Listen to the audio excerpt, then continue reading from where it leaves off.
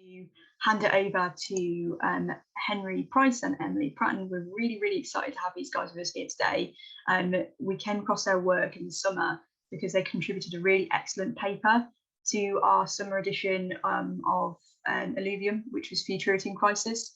I hadn't really come across the term incel before I read their paper and was absolutely blown away. And I think this is going to make for a really fascinating talk and a really great discussion afterwards. So really pleased to have these guys here. I'm going to shut up now and hand over to Emily. Hi everyone, thank you for being here today. Thank you for the introduction. I'm going to go first and I'm going to give more of a general overview of the world building that we see in these spaces, and then Henry is going to come in after me and do some stuff about stolen futures. To begin with, I just want to deliver a quick content warning. There are mentions of sexual violence, suicide, and violent language a few minutes into this talk. So in this talk today, I'm going to aim to provide a succinct summary of what the incel community looks like as a whole, so that we may better understand the way in which they feel victimized. The future they perceive that has been stolen from them exists in a world that they perceive quite differently. The masculine identities constructed in incel communities are powered by language, orbiting around their creation of a corrupted version of reality. The cultural formation of the incel reflects, reproduces, and reanimates broader social patterns, and we must do the work of unpicking it thoroughly and thoughtfully in order to understand it fully.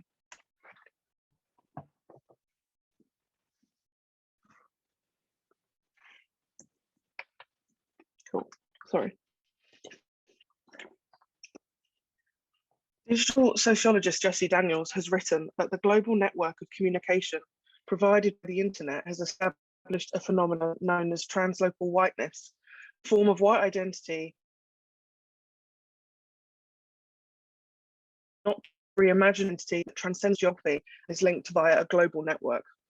A phenomenon has appeared in the way in which the internet has enabled misogynists and men's rights activists all over the world to create groups and share language in a very unique way. I have termed this translocal misogyny, a specific brand of radical masculinity with similarities to and crossover with translocal whiteness, with its own specificities. Translocal misogyny too has been reimagined as an identity.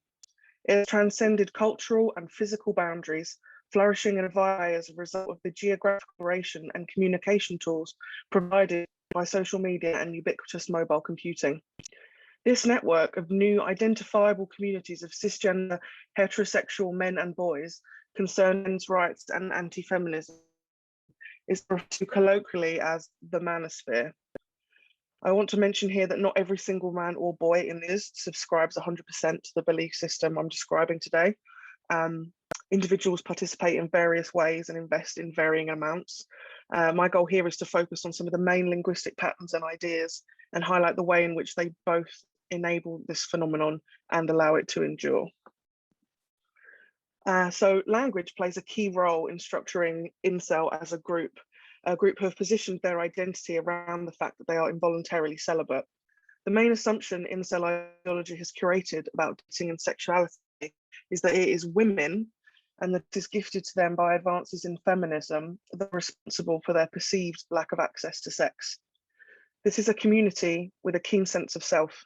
They speak in code and communicate in memes, images, and riddles. This slide shows a screenshot of the homepage of a forum, incels.co. The name of that changes all the time, so I'm not sure if that is still what it is. They're always moving about. Vocabulary such as prison maxing, roasty, and foid could be indecipherable to an average onlooker. Hopelessness and suicide ideation are prevalent. At this point, it is better to die off alone, and me telling my mum I want to rope and throw my corpse to be eaten by rabid dogs are particularly visceral and violent examples. Rope in the incel community is synonymous with suicide. So what we're seeing here are not harmless inside jokes, but anchors upon which complex ideological propaganda and nihilistic conspiracy theories depend. It is an ideology built not just around hatred of women, but around self-hatred and an entitlement that what they have to offer should be good enough. A linguistic study appeared in the Journal of Language Aggression and Conflict in 2019, which looked at online hatred of women within this same incel forum. This infographic displays some of their findings. It shows the context in which the word women appears, where size represents frequency. You want to have a look?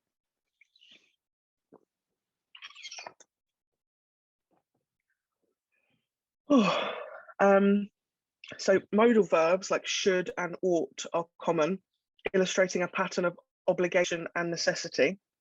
Violent language such as women must be caged, dead, beaten, circumcised, controlled, or gassed are used widely and are extremely troubling. So their choice of vocabulary tells us how incels think of women, and not as sisters or mothers, and certainly not as autonomous people, but as a kind of foreign, inscrutable object comparable to a natural resource, unobtainium, to which incels believe all men are entitled and to which they feel they have been unjustly denied. Women are spoken of in such a disparaging and subhuman way that it unavoidably calls into question whether these men are actually seeking or capable of having loving relationships with women at all. Often it seems they do not actually desire women, but rather access to imagined women's bodies and the social clout and value that the act of sex and having a girlfriend is expected to provide in corrupted homosocial spaces. This theme of imagined access is key to understanding their perceived victimhood. They have experienced a loss, essentially. So the incel community and the manosphere more widely has constructed its own increasingly consistent ideology about human nature, biology, and sexuality, known as the red pill. Red pill theory, shared across the manosphere more broadly, states that women are naturally hypergamous, meaning that they will seek relationships above their social status, both economically and in terms of a homogenous conception of what makes people attractive. According to this theory, physical attractiveness is naturally distributed between the sexes, and in an ideal world, if you were to assign numerical values out of 10 to attractiveness, as incels do, that 5 out of 10 women would date the 5 out of 10 men, and 10 out of 10 women would date the 10 out of 10 men, and so on and so forth, and all would be fair and good. This theory, taken to the extreme, is referred to as the black pill, which is a nihilistic and fatalistic extension of these ideas, which concludes that there is no hope for men, no game or trick to circumvent the conditions they feel render them undateable, and the only options are to live with your suffering or commit suicide. The phrase used by incels to describe this choice is cope or rope. So according to the black pill, there really is no future. And in very extreme cases, so-called hardcore black pillars also promote rape as well as suicide. One user in a black pill thread titled their post, "Rape isn't as big a deal as women make it out to be," evidencing his claim by stating, a couple of hundred years ago, many ancient civilizations raped and pillaged women.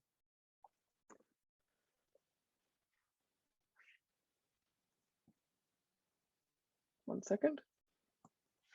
Cool. So for incels, it is a great miscarriage of justice that a woman will, in her sexual prime, pursue attractive men or alphas for sexual pleasure or fucks. But then as she grows older, she will settle for a less attractive man, a beta, who she is not sexually attracted to, but will use financial support or bucks. The phrase chosen to summarize this idea is the very catchy alpha fucks, beta bucks, as exhibited in this headline, claiming that the phenomenon can be traced all the way back to ancient Greece. Those who subscribe to pill ideology believe that this is a biological and psychological truth that's consistent throughout history, which they have been shrewd enough to observe. They have located an imbalance in a higher predetermined natural order caused by women acting out from their true and natural roles, leading to a building resentment and growing feelings that women therefore have to be corralled. Incels regularly extrapolate beyond empirical knowledge in a way that departs from actual science, using corrupt phraseology and ideas from biology and evolutionary psychology as a foundation on which to prove and justify what they feel is truth. In this way, they are able to gather what they feel is empirical evidence for their victimhood. This is part of a transcript from YouTube. It's a video popular within the incel community titled "Are Women Making Incels?"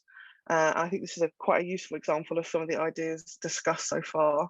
I'm going to pause for a second to let you just scan through it.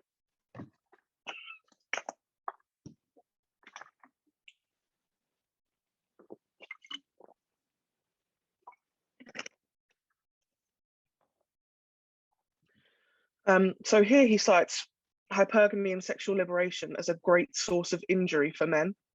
Vocabulary like roots and innately demonstrate the fact that for incels, these claims are not just theories, but unavoidable biological certainties. All of this, like the rest of the ideology in these communities, adheres to very binary and heteronormative structures of gender and sexuality. Another example of the pseudoscientific language that strengthens their belief system is the way in which incels speak about physical traits and the body. On this slide is a drawing highlighting the apparent sexual prowess that you have access to, thanks to the shape of your skull. Discourse such as this has gained almost cult status within the community and is one of the chief memes. As such, this motif and discourse is what often leaks into mainstream reporting about incels, and because it's often perceived as being quite silly and ridiculous, incel ideology more broadly, I feel, isn't taken as seriously as it should be, because it looks a bit like a joke in some places. So the skull of the Chad, a desirable and attractive man, has a strong jawline and a thick neck, while the skull of the incel is said to have a weak jawline, a twig neck, and somehow simultaneously both no chin and a double chin. This examination of the human skull is reminiscent of eugenics and of the Victorian obsession with phrenology, the study of the skull with the goal of uncovering predetermined human traits, specifically raced, criminal, and deviant traits. These observations about the world have mutated and transformed into a badgering insistence on the existence of an objective truth that they feel is being censored or going entirely undiscussed. This preoccupation with the notion of truth is evident in the very name of their core ideology. The red pill itself is a metaphor lifted from 1999 film The Matrix. In the film, the protagonist Neo is offered two pills, one blue, which will take him back to his old life of blissful ignorance, and one red, which will show him the true nature of reality. As such, ideas about the past, nostalgia, and the future, or lack thereof, are evident in the very core of incel language. A great deal of my own research focuses on how this diverse and coded lexicon and claims about science and truth combine with powerful capitalist rhetoric in the sexual marketplace. Perhaps there is an inevitability to this, given that the idea of the market is so deeply entrenched in everything that we do. Mark Fisher, in Capitalist Realism, asks the reader if we think that things would improve if we replaced the whole banking class with a new set of better people, pointing out that removing certain actors from a system would not necessarily dismantle said system. This idea is intriguing when talking about the manosphere, because if it were to one day up and disappear, sexism and gendered violence would certainly not disappear along with it. I argue that the ethos of competitive individualism that is fundamental to the pretense of meritocratic neoliberalism plays an enormous role in the incel community. And so, as we are conditioned to believe that the market is natural, for incels, nature itself is the market. Rachel O'Neill in her book Seduction states that sexual desire comes to be marked by the logic of capitalist labor. The feelings of animosity and upset about modern dating and gender relations displayed by incels then are perversely not entirely misguided. Their dangerous error, however, is in their assertion that it is women and womanhood that are to blame. The manosphere more widely is steeped in these kinds of misguided assertions. The right-wing conservatism common in these spaces, for example, presents itself as being opposed to identity politics, but is itself perhaps the purest form of identity politics, relying so heavily upon specific markers for identity, like nationality, patriotism, masculinity, wealth, attractiveness.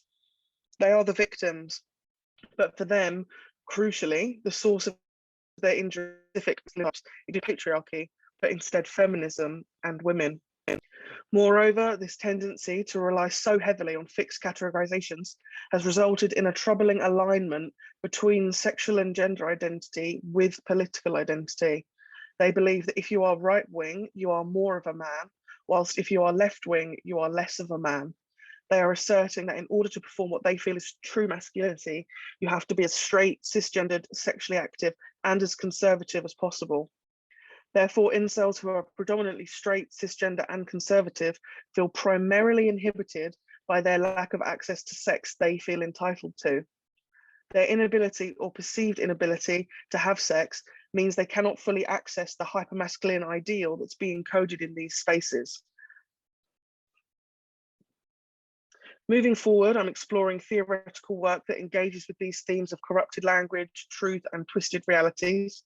One such example I've recently been considering is Baudrillard's Simulacra and Simulation, which interestingly was the inspiration for the creators of The Matrix. Baudrillard speaks of the dangers of corrupted imagery, of a distorted, almost make-believe image, where it is nostalgia that assumes and informs meaning rather than reality. Similarly, incel ideology frequently indulges in nostalgia, longing for some mythical time long ago order was in place. Their perception of reality is greatly corrupted by this longing, by myths of what sex, intimacy, and masculinity could and should be. I think this is particularly interesting because you could argue that it is incels' preoccupation with nostalgia and the past that plays a key role in their perceived lack of a future. Sarah Bannett-Weiser is actually doing really great work out some of these ideas. We're seeing an apotheosis of hundreds and hundreds of years of misogyny colliding with a digital infrastructure that provides the perfect storm of misinformation and collaboration, facilitating the corruption of language and imagery. Of course, the fact that these groups of men are a symptom of wider problems in society doesn't justify their behaviour. Their violence and the relentless and unforgivable campaign that threatens, harasses, and injures women is absolutely inexcusable.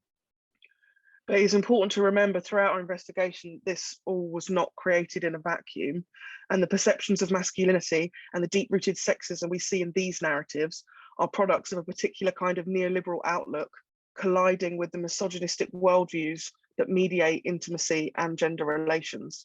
And we must investigate these processes fully, or we risk making the exact same mistakes that those in the manosphere do, getting lost in categorization and umbrella terms instead of pursuing greater understanding.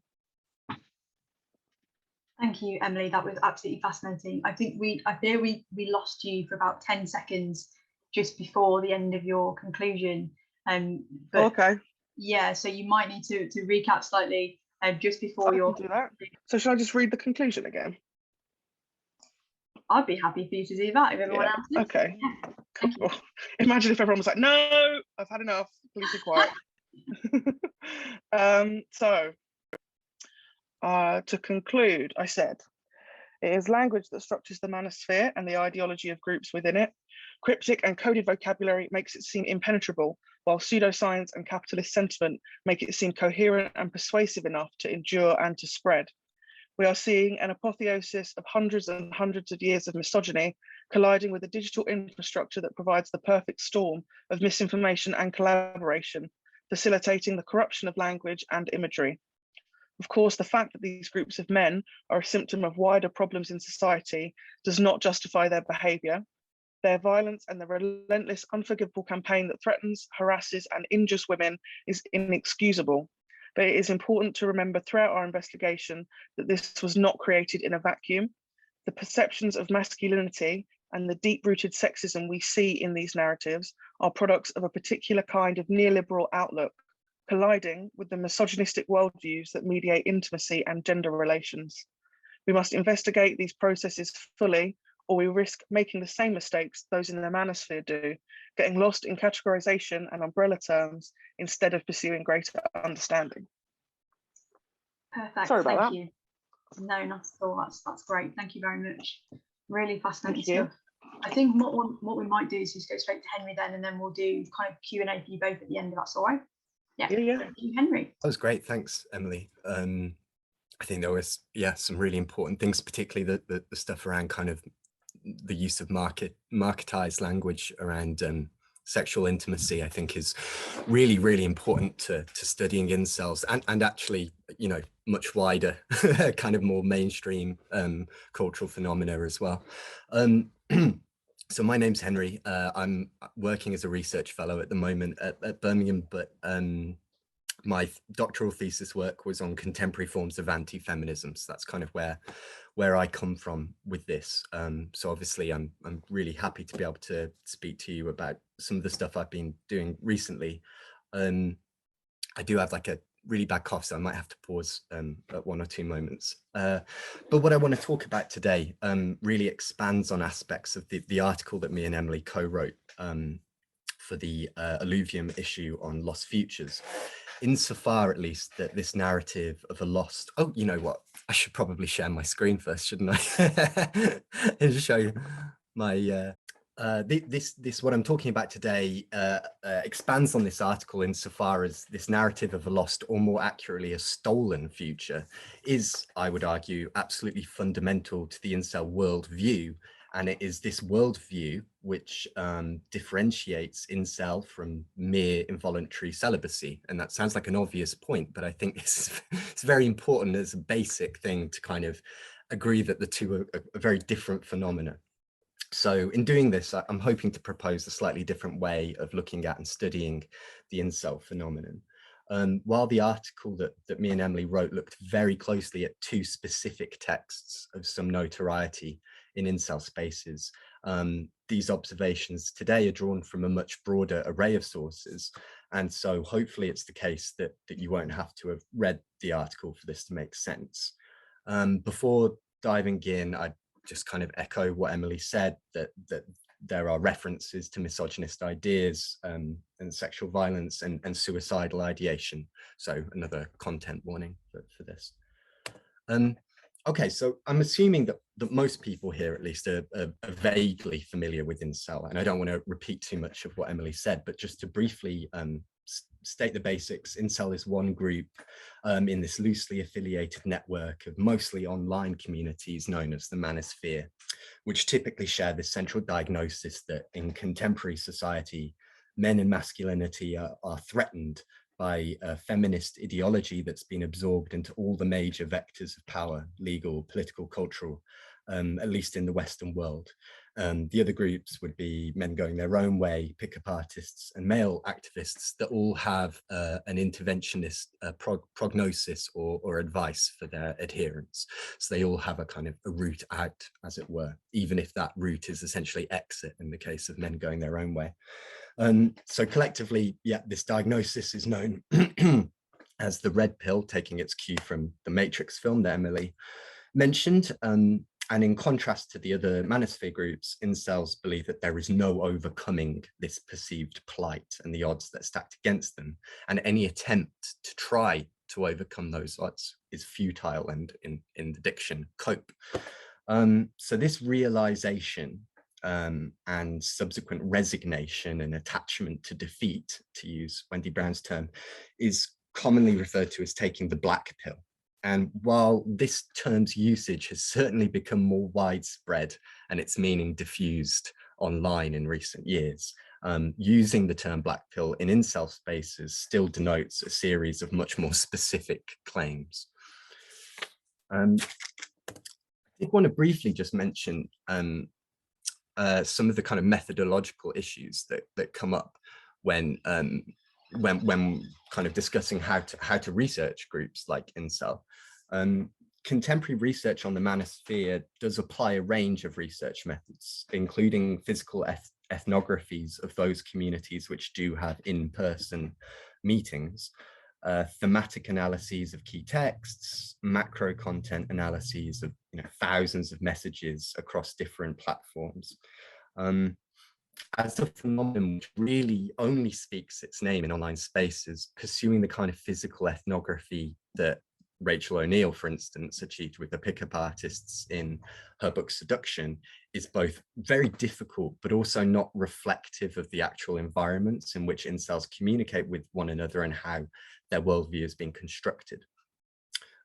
macro studies of entire subreddits or forums are also somewhat restricted by the lack of granular engagement with how these core ideas and claims can be fiercely contested, which I think can lead to internal divergences within the incel community and contradictions within its worldview going undernoticed in some of the research that we've seen coming out in recent years. What I've tried to do is follow a research methodology that focuses on the communication between different posters and incel spaces, as well as, you know, often cited texts and references in these conversations. To achieve this, I've at different stages over the past 5 years, but particularly during my doctoral research, went through fortnight-long immersive periods where I read incel exchanges for you know, a set number of hours per day, with keeping observation diaries and collecting data in this way. So I could learn a lot of these kind of internal linguistic patterns and references, and learning to see where's parody, where's provocation, where are they both working at the same time. Academic research into incel itself is growing, but it's small. And as such, it's really media reporting and opinion pieces that are the dominant way, I think, in which knowledge about incel is being communicated at the moment. So if you'll forgive me for being a little bit reductive at this point, I'd say that there are two main reoccurring interpretations of the incel phenomenon that exist in these accounts. And I think they're both limited, albeit in different ways. If we take this recent case that you might recall, Jake Davidson, the 22-year-old from Plymouth who murdered 5 people, including his mother, this past summer, we can see these portrayals in action. Okay, so multiple editorials speculated on the basis of his engagement with incel ideas and spaces, that his male entitlement could not stand rejection by women, and it was this that directly led to retributive, terroristic violence. So this is consistent, I'd say, with a broader pathologization of incel, which is often portrayed as the most extreme manifestation of male sexual entitlement and misogyny. And indeed, it's considered a male supremacist group by the Southern Poverty Law Center. In these cases, the violent fantasies that are often exchanged in incel spaces are read as serious threats that deserve a serious response.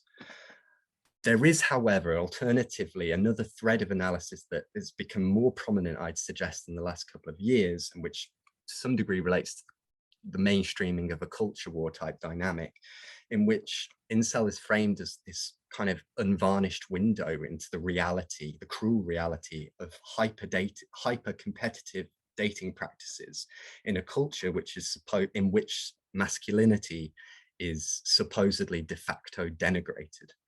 I mean, there are quite a few pieces now in the Spectator and the Times which make this kind of argument, in which incel's discursive kind of propensity towards violent fantasy and threats is read as deliberate but ultimately unserious provocation. And instead, these types of articles tend to focus on the actual rates of sexlessness amongst young men. I think these interpretations of incel have their uses insofar as incel spaces are indeed characterized by an extreme misogyny, and what Emma Jane calls e-bile, replete with fantasies of retributive, often sexual violence directed towards women. Likewise, in the other kind of approach to analysis, many thousands of incel posts do seek to highlight perceived hypocrisies in a popular culture which promotes female sexual autonomy on one hand and ridicules men who are considered undesirable on the other. In both cases, however, I think there's a reluctance to address the incel worldview in its contradictory entirety. And as a consequence of this, I think incel becomes reduced to either a quite cartoonishly malevolent anachronism or a transgressive backlash against political correctness in the domain of sexuality. And I think a first step in perhaps restoring some of the complexity to incel without accepting its self-description as a brave truth-telling for one, is to acknowledge that incel is not a uniform community. While my research has been concentrating on the prevailing assumptions in incel discourse to generate a map of its worldview, not every identifying incel will adhere equally to its different registers. There are two easy examples of this, really. Putting aside historic accounts of involuntary celibate people, the recent online history of incel is already convoluted and characterized by major schisms going back to the start of the millennium. Several historic forebearers of incel message boards and forums were originally welcoming of female users, and in some cases were administered by them, which is the first indication that incel was and continues to be in some ways surprisingly diverse. The continued existence of several of these sites, which explicitly oppose the kind of misogynist violence typically associated with incel, including something like the subreddit Incel Exit, which I think has been recently deleted, but which Jake Davidson, the Plymouth murderer, actually posted on, reinforces this sentiment, I think. The second feature of incel diversity that sometimes gets overlooked is the function of ethnicity, both in its worldview and within the community. While incel is often associated with far-right politics and even white supremacism, and there are certainly sympathies among a significant proportion of the community in this direction, polls held in incel spaces often indicate that only just over half of users identify as, quote, white or Caucasian. Research conducted on how male rights movements are occurring across the globe further substantiates claims of ethnic diversity among identifying members. Furthermore, the extent to which ethnicity shapes the experience of individual incels is subject to sustained, sometimes quite nuanced debate in incel spaces, which again points to varying levels of investment in different aspects of the incel worldview.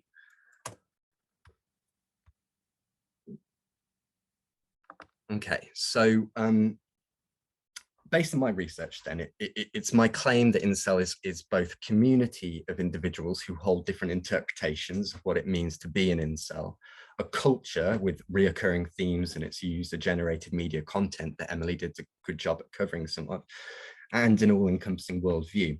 Now, this worldview includes a variety of sometimes contradictory ambitions and claims, but it does provide its adherents with, firstly, a historical explanation for the rise of inceldom, secondly, a scientific defense of the primacy of physical attractiveness, so this obsession with genetic inheritance, the how many centimeters wide your wrist is, this kind of thing, and finally, an effective account of how wretched it is to live as an incel. So some sort of recognition that to be an incel is to be the lowest of the low.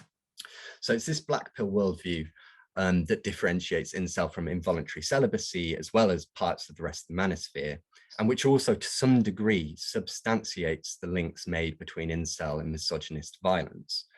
I want to now just draw close attention to this proposed historical explanation for inceldom, because at its core, this is an explanation for the lost future that really hangs so heavily over so much incel discourse. So, and I appreciate I've kind of basically used almost the same graphic there at the top as Emily used, but it's, you know, it's a very popular one. So according to the incel worldview, power has been installed in women as the arbiters of sex, who are freed now from the social stigma of infidelity and promiscuousness. From this position of gatekeeping access to sex, incels argue that all women and the top echelon of good-looking, genetically superior men have formed an elite class whose cultural, political, and social power is perceived as an inverted mirror of the wretchedness around which incel bases its own identity. This situation is exacerbated, according to the incel worldview, by an uncritically pro-feminist popular culture, as well as the advent of social media, dating apps, and other individualist, or we could say neoliberal technologies, which encourages women to expect the highest standards in their partners and practice accelerated hypergamous behavior, calculating how to get a partner with the highest sexual market value. This reality of female domination is evidenced in incel spaces by poster perceives himself or people like himself to be either ignored or actively hated by women. While distinct in important ways, this narrative builds upon an explanation for the rise of feminism and disempowerment of men, which does originate in red pill and white supremacist texts. One of these, one of the most representative that I found is Sexual Utopia and Power by Roger Devlin. Published in white nationalist journal, The Occidental Quarterly, Devlin begins by comparing the sexual revolution of the 1960s America with that of the French Revolution of 1789. Initially an anarchic phase in which a utopia was supposed to spontaneously emerge, then a reign of terror in which one faction, feminist women, seize power, and finally a reaction in which human nature reasserts itself, in this case human nature being the manosphere and contemporary anti-feminist movements. Several reoccurring motifs of the incel worldview and its historical explanation are observable in this text, most notably blame for inceldom being apportioned first and foremost to feminist women. The nature of women and men is explained in simple terms, and I quote Devlin here: "Men have a tendency to seek sexual variety, but women have simple tastes in the manner of Oscar Wilde. They are always satisfied with the best." End quote. This framing of women as hypergamous and men as wanderers is consensual elsewhere within the manosphere, not to mention a number of mainstream dating advice texts and the kind of softer parts of the right. Ultimately, it's feminist women misleading younger women who are responsible for everything from lower birth rates, rising alcoholism among men and women, the decline of marriage, all the way to the construction of a supposedly fictional rape culture and victim mentality in women. I quote Devlin once more: "Under their influence, 2 generations of women have been led to believe that doing as they please should lead to happiness and involve no risk, because in the feminist formulation, freedom for women, responsibility for men." End quote. Again, this is demonstrated often in visual media, like the bottom graphic here. Where I'd say red-pilled and especially white supremacist accounts like Devlin's differ substantially from the black pill and incel is in their interest in the preservation of a white race. As I noted before, there is an energetic debate within many incel spaces as to the role of race, ethnicity, and location in shaping their experiences. And while there are white supremacist voices in incel spaces, the more common perspective on the sexual revolution is summarized in the incel wiki entry for sexual revolution as, quote, "the period of time between the 1960s and 1980s when it became socially acceptable for girls to act like sluts," end quote. This is to say, women acquiring some degree of sexual autonomy, either by legal or cultural channels, is more commonly portrayed as an injustice facing men rather than white, Christian, or Western civilization. Feminists and feminism are, however, treated as the historical arch enemies of the entire incel community, which considers itself both a demonstration of the collateral damage of feminism, as well as a pocket of resistance against it. As Emily noted, numerous posts in incel spaces refer to a utopian or halcyon time prior to the rise of feminism. Several other causes of female empowerment are commonly suggested, including more women in the workforce, technological assistance undermining the need for housework, increased birth control provision, welfare assistance for jobless women, the decline of religious attitudes around sexual conduct, and managers and employers wanting desirable women in their workforce. As I mentioned earlier, look, this worldview is contradictory. Is it genetics which cause inceldom, as they seem to claim on the one hand, or is it feminist messaging in popular culture and feminist institutions affecting sexual behavior? There are differences on this question too in incel spaces. There is, however, a consensus that the consequences of women's sexual autonomy include restricted choices for the majority of men, and more pointedly, that this reality is not acknowledged in mainstream culture or society. The great lie of the sexual revolution, according to incels, therefore, is the idea that sexual liberation has widened access to sex and that it hasn't relegated a majority of men to unlovable filth. Okay, so who stole the future, right? Identifying the incel worldview doesn't really mean accepting its claims, and I think that's really important and something that some analyses have kind of got jumbled up with. I've argued here that future engagements with incel, whether they be journalistic or academic, would benefit from centering this worldview around which the community and culture is built in order to avoid inaccurate or misleading analyses. There are several positive benefits as well of focusing in this way rather than on individual examples of incel action or taking incel words, on their own merit. First, the incel worldview has a very clear, albeit implicit, violent politics, which both substantiates links made between incel and a terroristic misogynist ideology, and also makes clear that the other enemy is the incel himself.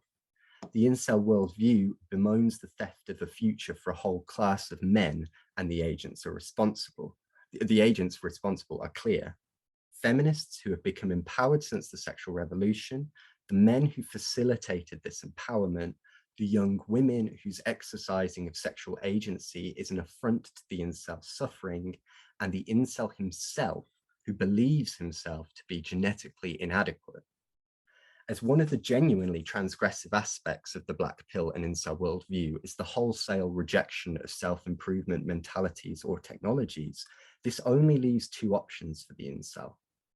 Either he rots, which in practice can range from attempting to distract the self from romantic feelings all the way to suicidal ideation in practice, or he attempts to contribute to such a drastic social overhaul that feminists are disempowered and women are put back in their place. The incel worldview's self-description, therefore, as an emancipatory knowledge fighting against discrimination and prejudice is one which requires much further study if we're going to bring more light to the phenomenon.